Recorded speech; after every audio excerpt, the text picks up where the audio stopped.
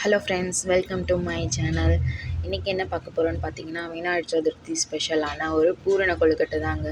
பஞ்சு மாதிரி எப்படி இருக்குதுன்னு பார்த்தீங்களா? ரொம்பவே ஈஸியாக இதை செஞ்சிடலாம்.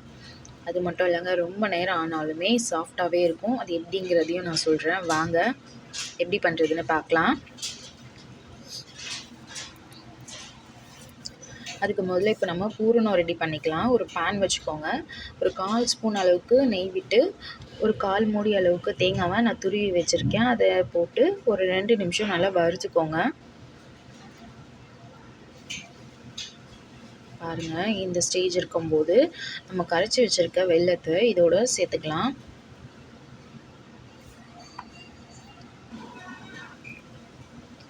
வெல்லைப்பாகு சேர்த்து நல்லா கிளறி விடுங்க. கிளறி விட்டு ஒரு 2 நிமிஷம் கொதிக்கட்டும்.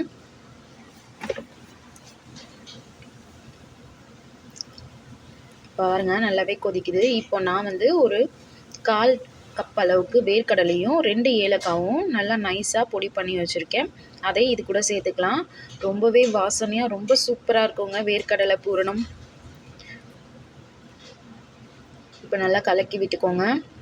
நல்லா கலக்கி விட்டு இப்போது ஒரு சிட்டிகை அளவுக்கு உப்பு சேர்த்துக்கோங்க. உப்பு சேர்த்து நல்லா கிளறி விட்டு வெள்ளைப்பாகு எல்லாம் நல்லா ட்ரை ஆகிற அளவுக்கு பூரணத்தை ரெடி பண்ணி எடுத்துக்கலாம். மூடி போட்டு வச்சுருங்க ஒரு 5 நிமிஷத்துக்கு.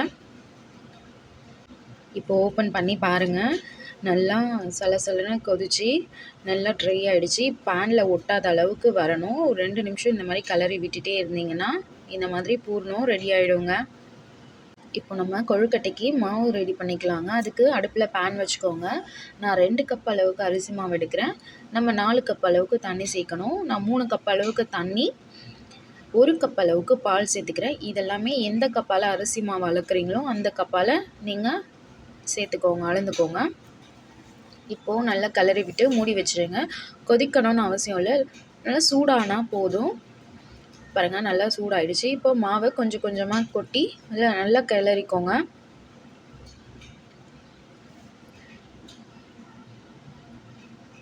கட்டிப்படாமல் நல்லா கிளறி எடுத்துக்கோங்க. பாருங்கள், நல்லா கிளறிட்டோம். இந்த மாதிரி நல்லா கிளறி ஒரு 5 நிமிஷத்துக்கு மூடி போட்டு வச்சுருங்க. இப்போ 5 நிமிஷம் கழித்து ஓப்பன் பண்ணி பாருங்கள். மாவு நல்லா கை சூடு பொறுக்கிற அளவுக்கு ஆறி இருக்கும்.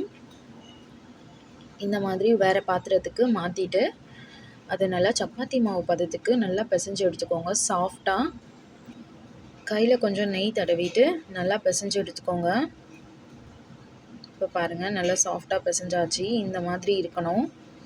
இப்போது நான் பூரணத்தை இந்த மாதிரி குட்டி குட்டி உருண்டையாக பிடிச்சி வச்சுருக்கேன். ஏன்னா நம்ம கொழுக்கட்டைக்குள்ளே வைக்க கொஞ்சம் ஈஸியாக இருக்கும். அதனால் இப்போ கொழுக்கட்டை பிடிக்கலாமா?